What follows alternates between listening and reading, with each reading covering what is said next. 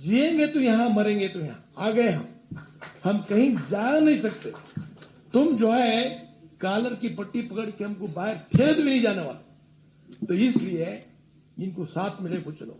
ये फार्मूला मैंने डेवलप किया हूं, समझ जी, ये आपको सुनना चाहिए। चलो ಅದು ನಾರಾಯಣ ಸ್ವಾಮಿ ಅವರೇ, 10% ಮುಸಲ್ಮಾನರು ನೀವು ಬೇಡ ಅಂತ ಹೇಳಿದ್ರೆ ವೋಟ್ ಮಾಡ್ತೀವಿ ನಾವು.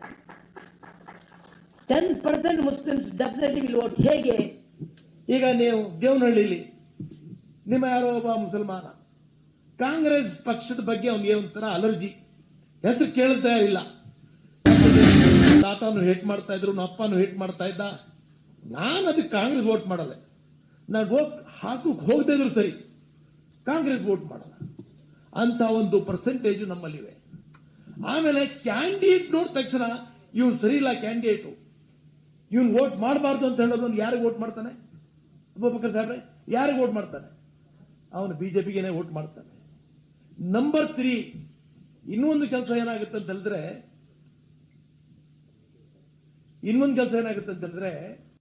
ಈ ನಿಮ್ಮ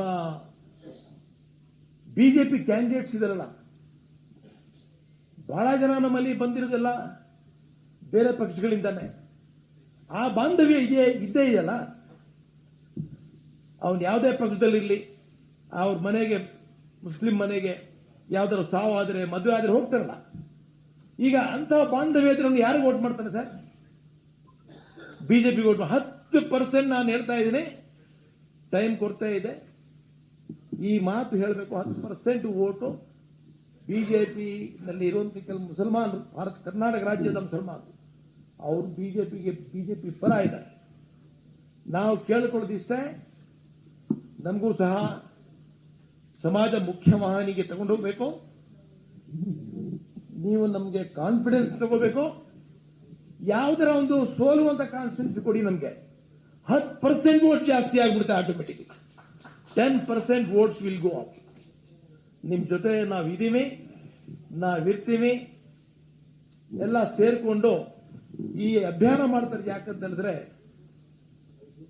ಏಕ್ ನಯಾ ಭಾರತ್ ಬನಾನಾ ಹೈ, ಹೊಸ ಭಾರತವನ್ನು ಕಟ್ಟಬೇಕು. ನಾವು ಎಲ್ಲ ಸೇರ್ಕೊಂಡು ಕಟ್ಟೋಣ. ನಾವೆಲ್ಲ ಮಾನವರು, ನಾವೆಲ್ಲ ಭಾರತೀಯರು, ನಾವು ನಿಷ್ಠಾವಂತ ಕನ್ನಡಿಗರು. ನಾವು ಎಮೋಷನಲ್ ಭಾಷಣಗಳು ಕೇಳುವಂತ ಮುಸಲ್ಮಾನರಲ್ಲ. ಭಾರತೀಯ ಜನತಾ ಪಕ್ಷದಲ್ಲಿ ಕಡಿಮೆ ಸಂಖ್ಯೆಯಲ್ಲಿರ್ಬೋದು ಮುಸಲ್ಮಾನರು, ಎಲ್ಲರೂ ನಿಷ್ಠಾವಂತರು. ನಾವು ಭಾರತೀಯ ಜನತಾ ಪಕ್ಷಕ್ಕೆ ಬಿಟ್ಟು ಹೋಗೋರಲ್ಲ. ನಾವು ಮುಂದೆ ದುಡಿಬೇಕು. ನೀವು ಬೇರೆ ಮುಸಲ್ಮಾನರಿಗೂ ಸಹ ತರಬೇಕು. ಈಗ ಒಂದೇ ಒಂದು ವಾಕ್ಯ ಹೇಳಿ ನನ್ನ ಭಾಷಣ ಮುಗಿಸ್ತಾ ಇದ್ದೀನಿ. ನಮ್ಮ ಕರ್ತವ್ಯ ಏನ್ ಗೊತ್ತಾ ನಿಮಗೆ? ವಿಶೇಷವಾಗಿ ಅಲ್ಪಸಂಖ್ಯಾತರು, ಜೈನಿಸಂ ಇಂದ ಬಂದಿದ್ದಾರೆ, ಬುದ್ಧಿಸಂ ಇಂದ ಬಂದಿದ್ದಾರೆ, ಸಿಖ್ ಸಮುದಾಯದವರು ಇದ್ದಾರೆ, ಕ್ರಿಶ್ಚಿಯನ್ಸ್ ಇದ್ದಾರೆ, ಮುಸ್ಲಿಮ್ಸ್ ಇದ್ದಾರೆ. ನಮ್ಮ ಜವಾಬ್ದಾರಿ ಬರೀ ಅಧಿಕಾರ ಪಡೆಯೋಕ್ಕೋಸ್ಕರ ಅಲ್ಲ. ಅಧಿಕಾರ ತೀರ್ಮಾನ ಮಾಡೋದು ಮೇಲೆ ಇರೋ ನಮ್ಮ ಒಂದು ದೃಷ್ಟಿ ಏನಿರಬೇಕು ಅಂತ ಹೇಳಿದ್ರೆ, ನಮ್ಮ ದೇಶದಲ್ಲಿ ಏನ್ ಮಿಸ್ಅಂಡರ್ಸ್ಟ್ಯಾಂಡಿಂಗ್ ಬೆಳೀತಾ ಇದೆ ಅದು ಹೋಗ್ಲಾಡಿಸ್ಬೇಕು. ನಾವೆಲ್ಲ ಮಾನವರು, ನಾವೆಲ್ಲ ಭಾರತೀಯರು, ನಾವೆಲ್ಲ ಕರ್ನಾಟಕ ರಾಜ್ಯದಲ್ಲಿದ್ದೀವಿ. ನಿಷ್ಠಾವಂತ ಕನ್ನಡಿಗರು, ಪ್ರೀತಿ ವಿಶ್ವಾಸ ಮೂಡಿಸಿ ನಾವೆಲ್ಲ ಮಾನವರಂತ ಒಂದು ಸಂದೇಶ ಕೊಡಬೇಕು. ಭಾರತ ದೇಶದಲ್ಲಿ ಇರುವಂತ ಮುಸಲ್ಮಾನರಾಗ್ಲಿ, ಕ್ರೈಸ್ತರಾಗ್ಲಿ 90% ಎಲ್ಲ ಹಿಂದೂಗಳಾಗಿದ್ರು. ನಾವು ಧರ್ಮ